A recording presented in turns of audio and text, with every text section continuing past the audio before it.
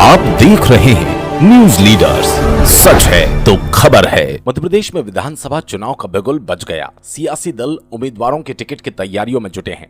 वहीं आदिवासी समाज के युवकों का जय आदिवासी युवा संगठन जैस ने बड़वानी जिले की पानसेमल विधानसभा की नगर पलसूद परिषद में महापंचायत में हजारों लोगों को एकत्रित कर जैस की ताकत बताते हुए आदिवासी युवाओं को आगामी विधानसभा चुनाव लड़ाने के लिए हुंकार भर दी, जिसकी घोषणा जैस के राष्ट्रीय संरक्षक विधायक डॉक्टर हीरालाल अलावा ने की।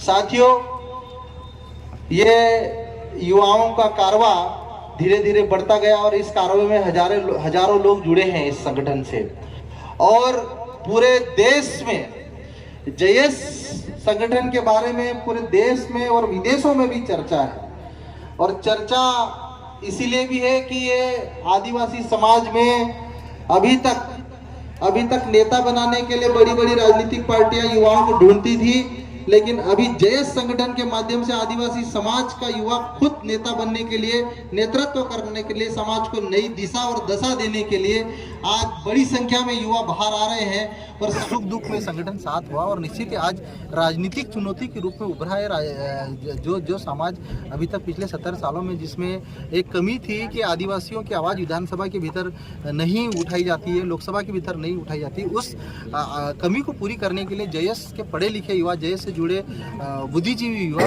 2023 के विधानसभा चुनाव में जाते हैं। मध्य प्रदेश जैस के कार्यकारी अध्यक्ष और महापंचायत के आयोजनकर्ता डॉक्टर राजू पटेल ने एक बड़ा कार्यक्रम कर सियासी हलचल पैदा कर दी। जैस बड़वानी के जिला अध्यक्ष मोन्टू सोलंकी मध्य प्रदेश की शिवराज सरकार पर हमलावर रहे। सरकार की जन आशीर्वाद यात्रा को आड़े हाथों लिया। 18.5 साल तक अगर उन्होंने काम किया था तो ये यात्रा निकालने की उनको जरूरत नहीं पड़ती, उनको घर बैठे वोट मिल जाते हैं। लेकिन हमारे समाज को भ्रमित करने के लिए, हमारे लोगों को डरा के, धमका के, किसी भी प्रकार से कैसे भी यात्रा निकाल के वो 2023 में वापस सरकार बनाना चाहती है। लेकिन हमारा समाज, हमारे क्षेत्र के पूरे आदिवासी युवा या वरिष्ठ जो भी महिलाएं हैं, सब जागरूक हो गए हैं और अब इनके बहकावे में नहीं आते हुए उन नेताओं को हमारे को समर्थन देना है जो हमारे समाज की आवाज को मजबूती देगा।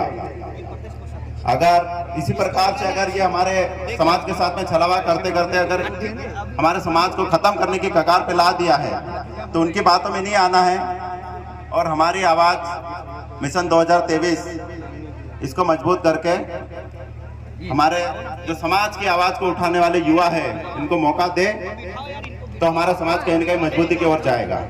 आपको बता दे, जैस के बढ़ते प्रभाव और आदिवासियत पर भी डॉक्टर अलावा ने अपनी बात कही। कोई चड्डी पहनता था, कोई लंगोटी पहनता था, जिसको कोष्टी बोलते हैं हमारी भाषा में, कोष्टी पहनते थे।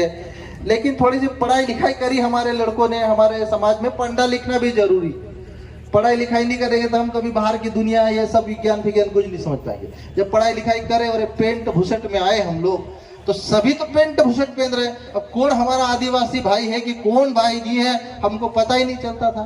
तो हमने क्या करा कि ये पीला गमछा उठाया और बोल दिया कि ये हमारा आदिवासी का गमछा, हमारा आदिवासी गमछा। तो आज इस गमछे का असर इतना हुआ कि आज अगर पीला गमछा डाल के, चाहे बड़वानी में हो, चाहे पलसूद में हो, चाहे कुक्सी में हो, चाहे मनावर में हो, चाहे झाबुआ में हो, चाहे भोपाल में चले जाए, ये पीला गमछा डाला मतलब समझ जाओ कि यार हमारा आदिवासी भाई जा रहा है, ये हमारा जयस का भाई जा रहा है। जयस मतलब आदिवासी, जयस मतलब भील, भिलाला, पटलिया, बारेला, संथाल, मुंडा, उराव सब हो गए। जयस मतलब ये पूरा आदिवासी समाज, पूरा भारत का आदिवासी, जो पूरे इस आजादी के इतिहास में पहली बार ऐसा हुआ है कि पूरे भारत के आदिवासी एक जाजम पे बैठे हैं, एक मंच पर आए हैं और अपने अधिकारों के लिए, हक और अधिकार के लिए जो बाबा साहब अम्बेडकर ने दिलाए, उसके लिए एक सूर में सूर मिलाकर हमने लड़ाई लड़ी।